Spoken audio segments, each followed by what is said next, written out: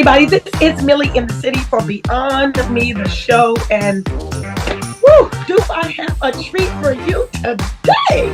I have the beautiful Kelsey Nicole Nelson. It's 3 names, y'all. She is so beautiful. Good morning, lady. Good morning. Thank you so much for having me. I'm glad to be here. I feel good energy and just love the Black girl magic that we have going on. So again, just excited to be here with you and just have a good conversation and let it flow. I love it. I love it. Thank you so much for being on this morning. I know that you have been super, super busy. I just want to know, I just couldn't keep up with everything that you're doing. So I'm going to announce you properly. This is Kelsey Nicole Nelson, award-winning. She is a TV reporter. She is a radio host. She's an award-winning journalist. She is a public relations and marketing specialist. I love the specialist, girl. I love it. She's a freelance sports reporter. You're a professor. I was like, oh my God, she's a professor, right? And it is, you work with Bally Sports. I mean, I don't have enough pen and paper to write everything that you've done. Congratulations on everything that you've done and you've been doing. I was so with you a couple of weeks ago, although I had to exit that event a little early. I'm just glad we had a chance to connect and meet. I believe everything happens for a reason. And that's what brought us here in this space. And as soon as we connected, I knew it was going to be lifelong. We're stuck together. So I was on your website, and let me find out whoever did your website. I need one now. I need one, especially just for me. It is an amazing, and I saw you with a picture and you had a basketball. So then I thought, wow. So I guess my first question is, like, what happened? You were little and you were like, ooh, I either have brothers and I'm the youngest, or my dad, or I love sports. What happened? I always tell this story, but I am a daddy's girl through and through. I love you too, Mom. But, I've always just kind of gravitated. Me and my dad are literally, if anybody that knows my dad, we're almost the same person. We have the same personality. We have the same love of sports. We're very opinionated and very extroverted people. And we just love to be around people. So, growing up, and I come from an HBCU sports family. So my dad went to Grambling State University. So I grew up with black and gold all throughout the household. Doug Williams posters, Eddie Robinson posters all throughout my household. And that's what I learned to love. And then all my aunts went to Jackson State University. And this is kind of the culture I grew up in. And of course, growing up in the DMV too, there was a love for sports. I remember we would get free tickets to games. I remember going to Georgetown games when they were at McDonough Arena, sitting on my father's shoulders and watching the games and just being gravitated to, wearing my Hoya starter jacket. This is when Georgetown basketball, was at an all-time high, and it was one of the best things to do. I remember when Wizards games used to be rocking with Big Tigger playing the music and everything. And I just enjoyed that atmosphere. I had a love for the game. I think I've always kind of naturally been competitive too. I played a bunch of sports growing up. Played soccer. I used to play tennis at Cabin John. I played basketball and volleyball. So I was kind of taller than most people growing up. Now I guess I'm more normal, 5'8" and proud. But when you're a tall kid, everybody pulls you into different things. But I loved it. I got a chance to do volleyball camp at the Bullis School in Potomac. And just so many great opportunities for me came through sports. And I just love how when you're in a sports arena, it's like the one place you can be around anybody that looks different than you, that's a completely different religion, political affiliation, but didn't matter, because for those hours, you were rooting for that team. You're rooting for those players. And I remember sitting in the nosebleed seats, and I always said, one day I'm going to get down there. I'm going to be on the court, and I'm going to be doing those interviews. Because I was like, I just never want to leave the game. And so for me, it's just kind of always been natural. My dad kind of showed me my first love of sports. My dad's like a sports historian, so I knew very early on about all the sports teams. For instance, I was not allowed to root. It's funny because I worked for the Commanders, but I wasn't allowed to root for the Washington football team growing up, then the Washington Redskins, because they were the last team to integrate. So I also come from a family that is very into Black history, knowing our history, and then being the last team to integrate is why I'm a Maryland girl who grew up loving the Baltimore Ravens, and obviously that kind of legacy and story. So I guess all my sports, thanks to my dad, and just thanks to everybody. Thanks for the boys who let me tag along, and play with them. I grew up here, but also in Jackson, Mississippi in the summertime. So kind of the East Coast love of sports and the Southern love of sports, I think, has been integrated into me. And now I just can't ever, imagine being away from the game. And luckily now I get paid to cover the game. So it's kind of nice. I love it. But I'm going to have to end this interview because you're a Raven fan, and I can't do it. I just cannot. I just, Let go of Baltimore. I'm a Maryland girl. I was like, whoop, cut. This interview is over. And you know, that's so funny. I wasn't into it like you, but I just remember being 4 years old, and my grandfather had tickets to the Washington Redskins, and he would go, but in the other stadium, okay, with rickety K Stadium, yes, the RFK Stadium, and you know, I didn't go because if someone would go, I wouldn't be first in line. It would be my dad, and it would be my brothers. But I just know that early on, Cowboys suck. Excuse my language, but it's no Cowboys. They are rivals, but I liked them at first. Don't tell anyone. Oh my gosh, because they had the stars, and I'm a girl, right? And then I thought I was going to get put out the house, right? That rivalry is real between Dallas and Washington. Let me tell you. When we beat them, it is the Super Bowl. Okay, it is the Super Bowl. I love that you told your story. I love that because you just were in it, and the boys let you play. My brothers had to have me and my cousin tag along.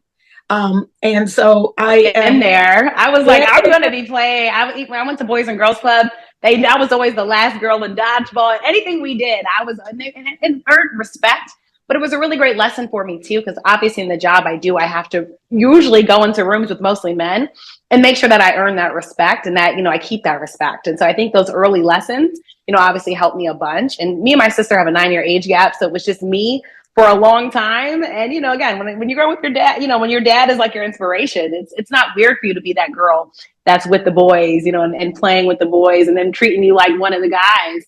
And, you know, luckily now it's kind of the same thing. You know, my guy friends now, like, they're like, the ones that know me are like, this has always been Kelsey and that's always been the story.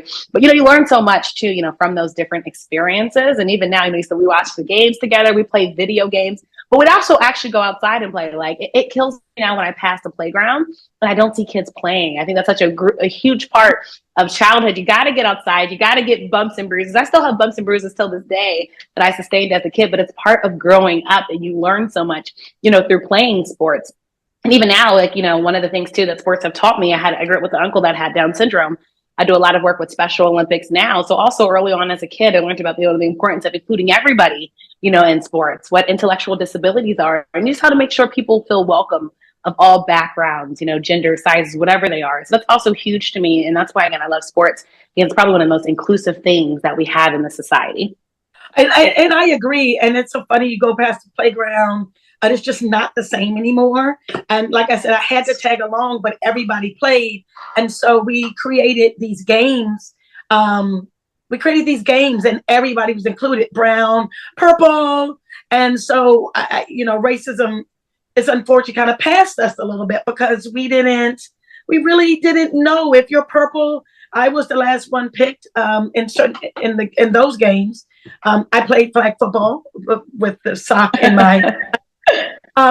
But, you know, I want to take a quick break because I think it's helpful to know, even for me, I'm learning something from you because, yes, I grew up, but I never wanted to be a sportscaster. I just wanted to be a Redskin fan, a Wizards fan, and Orioles. That's all I really, really wanted to do. And now a Nationals fan because I go with the home team. But when you see the women integrated like you, and they came before you, you're like, oh, I don't want to. Why is she on there? And then I'm judging. And then I'm like, wait, why am I judging? What is wrong with me? So we'll take a quick break and we'll come back and we'll just kind of unpack that a little bit because I think it's so interesting. You just went in and you know about everything and it's all sports for you. And it's been that way. And I don't think people understand that. So we're going to help them too. This is Millie in the City for Beyond Me, the show. We'll be right back.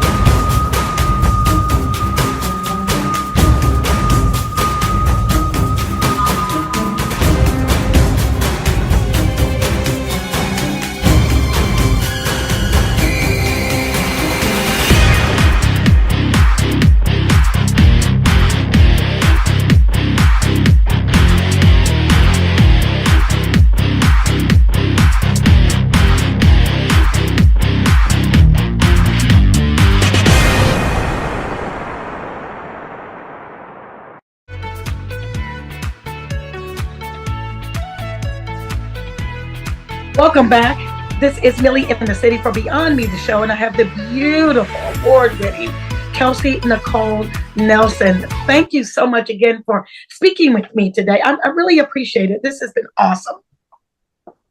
Again for having me. Just delighted to be here. I've so enjoyed the conversation, and just thank you for giving me the platform to share my story, which, I'm always open about my story because, people know the glory, but usually not the story, right? They see our wins, but not, the road to get there. And it's important to be transparent about that, and be vulnerable about that, because I hope it helps someone hopefully out there, inspires somebody out there. That's my goal and purpose, in life, is to hopefully just help somebody else, because I'm very big into lifting as you climb.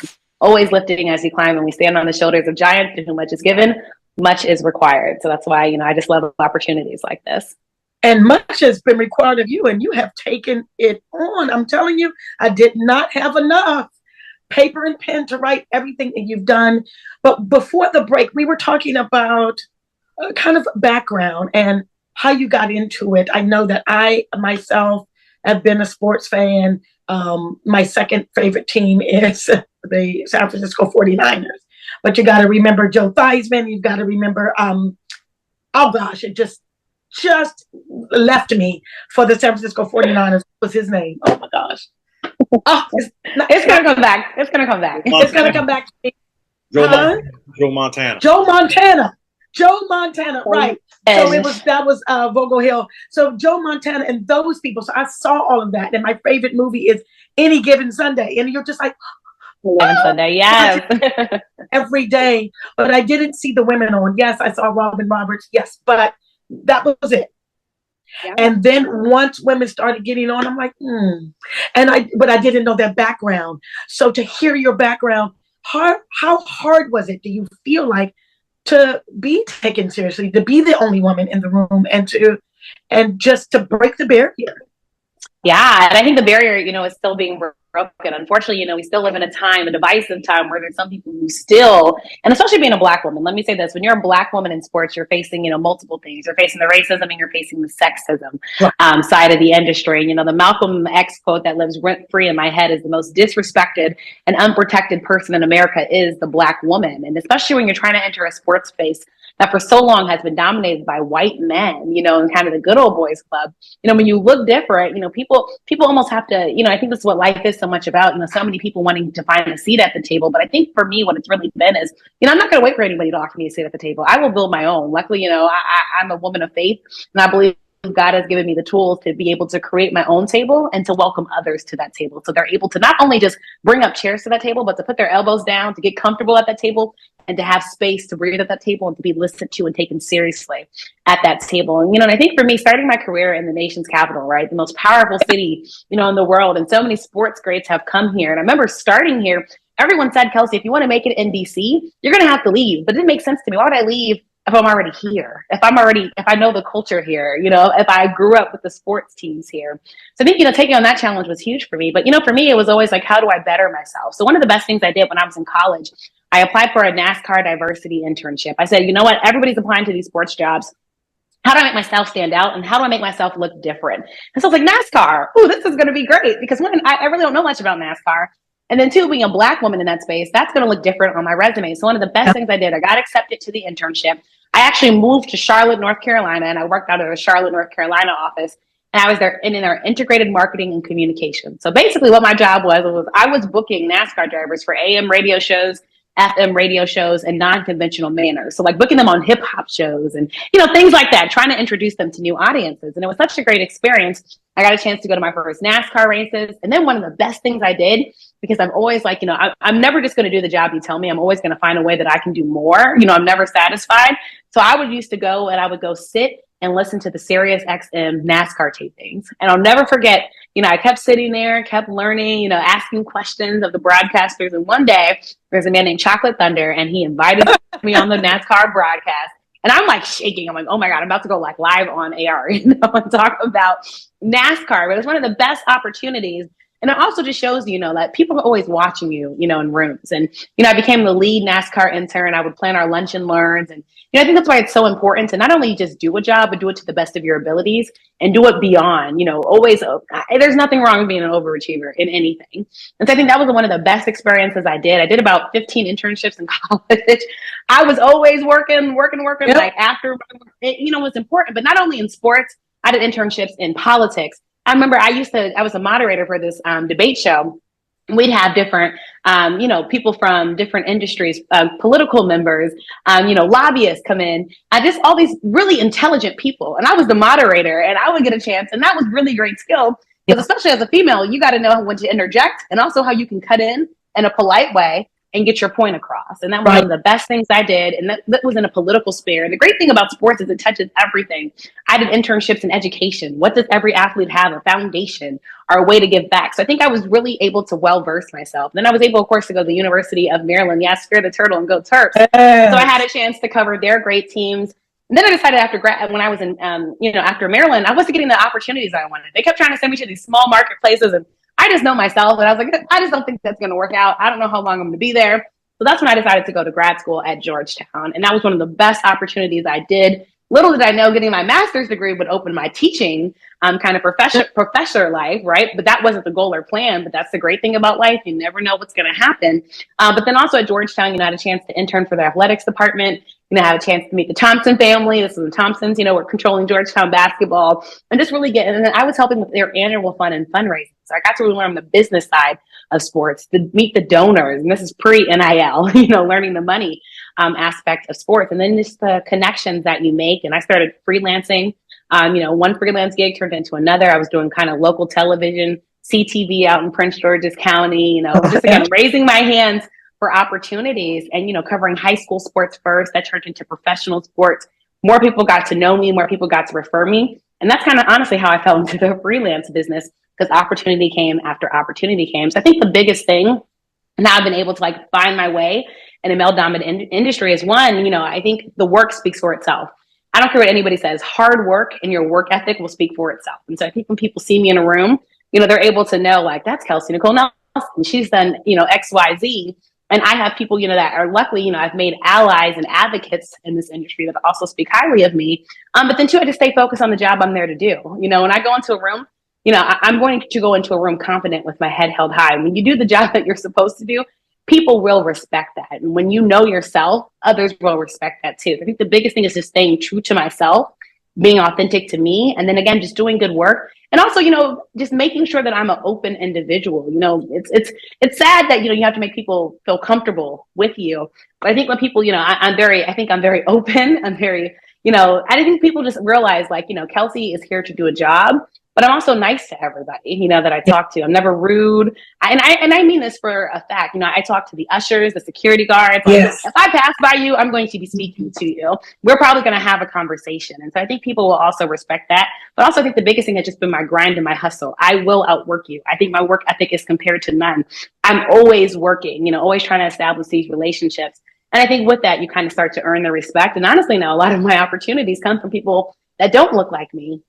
And I just think that it speaks to, when you do good, people will notice it and you will be in rooms. But it's also noticing that I do always know I have to work harder because I can't make mistakes. I have barriers that unfortunately have been put up for a long time for people that look like me. And so it means for me that I have to do the job again and do it to the highest level and extent, because I also want to make sure people can come behind me, when I'm getting into these rooms and different opportunities, but also just never being intimidated. If you walk into a room where no one looks like you, that's an opportunity for you to grow that room and grow that space so others that look like you can come behind you and hopefully feel more welcome than you had a chance to feel when you first entered that room. So I think that's honestly what's been my keys to success. I love it. I love it. I mean, so many keys, so many things. I remember you said building the table. And I remember Tyler Perry saying the same exact thing. And he got up on stage and was like, I'm gonna make my own table. And I love that you do that. I love that you're so passionate in it. I'm so glad you came just to speak with me. I was so excited to talk to you. I called my producer and I'm like, guess what? And he was like, what? And I'm like, I'm ready. I'm going to be ready. And he was like, excited to be here. I'm so happy about that. So what we're going to do is, you won some awards, you've been recognized. I want to talk about that and unpack that a little bit. We're going to take a break. This is Millie in the City for Beyond Me, the show. We'll be right back.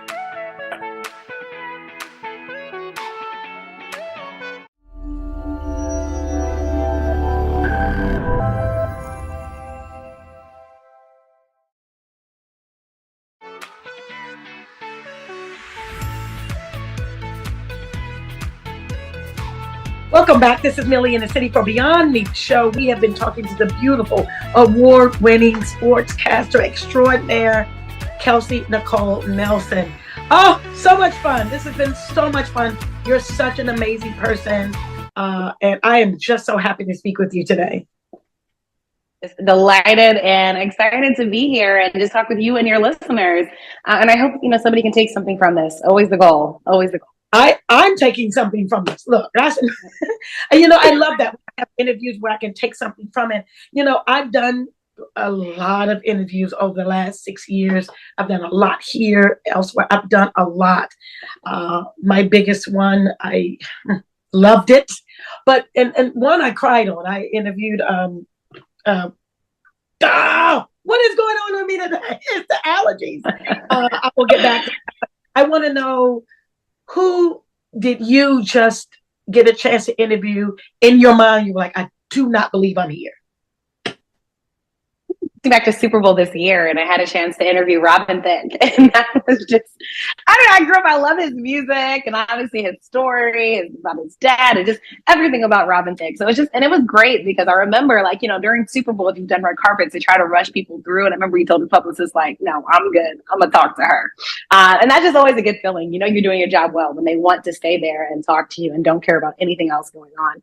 So he was definitely one that, was great, and I've had a chance, I've been blessed, I've interviewed so many different celebrities and different people, and for me though, I don't care who you are, it's what you share with me. You can interview a top celebrity, but if they give you a little soundbite, that doesn't mean anything. For me, it's my job as an interviewer to get the most from you. And I think somebody like him, being able to open up, and this is the first time we're meeting, and so I think that's what people don't realize. When you're an interviewer, you have to establish trust and credibility very quickly to get somebody to get that good soundbite, and to get them to trust you and to be vulnerable with you and to answer your questions. I think somebody like him, it was great. Probably also LeVar Ball. That was one of my favorite interviews. That was one of the ones that got me on a national level, because my interview went viral with him, but it's because I spoke to him as a father. I was not trying to get him mad. I was not trying to feed into the stereotype of the angry Black man.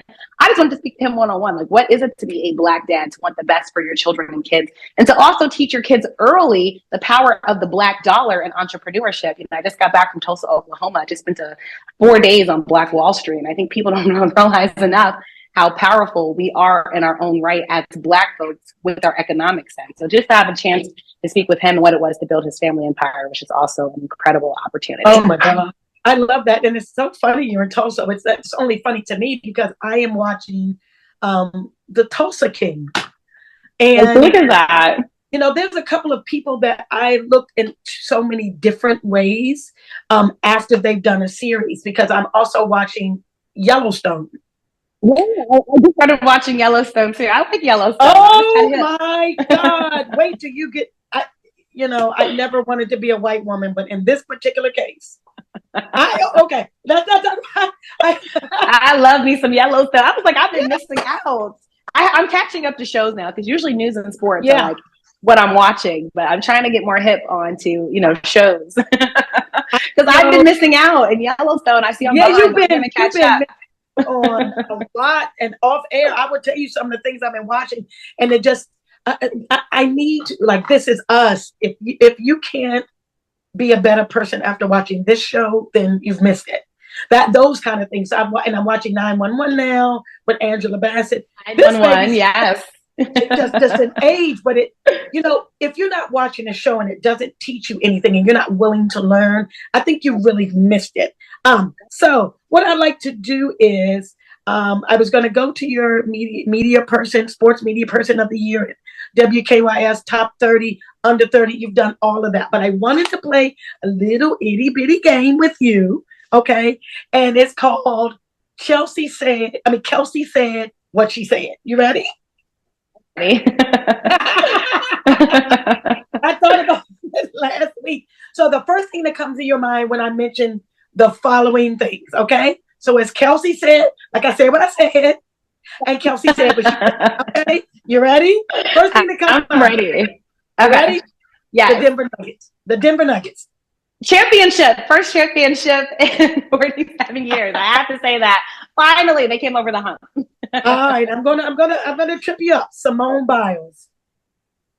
American female boss lady.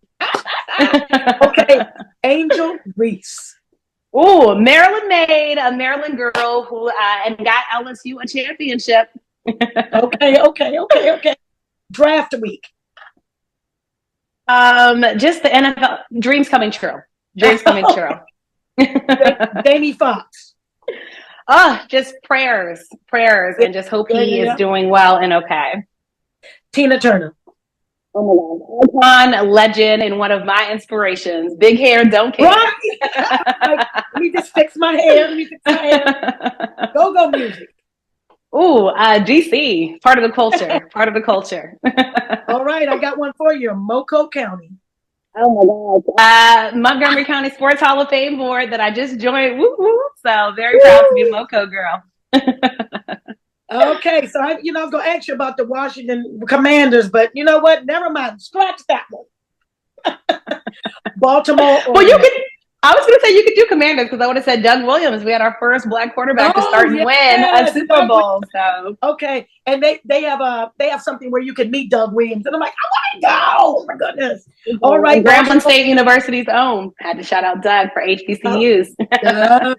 Yes, Baltimore Orioles. Oh, Camden Yards, one of the most beautiful ballparks I think there is in the MLB. Well, so I mean, if you've been to an Orioles game, that's truly one of my favorite ballparks, and they're doing well this year. So also excited for the Orioles. That is it, everyone. When Kelsey said what she said. Okay. I wanted to get back because I have so much paper on you. You were your small accomplishment, but so many. You were the DMV Sports Media Person of the Year. How did that feel? Amazing. Incredible. I don't care what anybody says, but there's no love like hometown love. And to get an award from your hometown in a DC area that's had sports icons come through here, it meant so much. And it made me feel seen. It lets you know that people are always watching. And that award, I'm not an emotional person, but that award made me emotional. Because again, I thought about the times that people told me I can't do this. I've been called so many different things. And so many people told me I would never achieve this dream. So many people tried to talk me out of it. Like, Kelsey, you're smart. Why don't you just do something else? Just do something else. You're not going to make it in this. And so I think for me, it was just showing like, when you bet on yourself and stay true to it, that, amazing things can happen. And I think it just reminded me that I'm walking in his plan and I'm following his glory. And so as a woman of faith, I just think that, this is the journey that God continues to allow me to walk through. I love just that. thankful. Then you got WKYS 30 under 30. Now, see, I thought you were 21, maybe. 21 again. My sister's 21. I tell her all the time we can swap places. I went, if I could start it over, I really would. And so what we're going to do is we're going to go into part 2 because there's so much to unpack, because I really wanted to get something about your mentorship and you being a professor. But one of the biggest things is you were on the Bleacher Report. Like, I know about that, girl. Thank you. That was incredible to be part of their Women Run the NFL campaign. And this was actually when I was working for our they were the Washington football team there. But if folks don't know, I used to work for the Washington team. I did 3 shows for them. I was a broadcast and digital host. So I had 2 shows that appeared digitally on, their website and social media. And then I did 1 show on NBC Sports Washington, which will soon be no more since they're switching that over to Monumental Sports Network. Okay. But it was just an incredible opportunity to be recognized, as one of the top women in the National Football League. And again, a girl that grew up loving football, had a love for football, used to play in the NFL Flag Football League. it just life coming full circle, and it was incredible to be part of that campaign. So shout out to Bleacher Report for featuring this Shout Nisha out girl. to the Bleacher Report. And I just want to thank you. We're going to go to part 2. This is Millie in the City for Beyond Me, the show.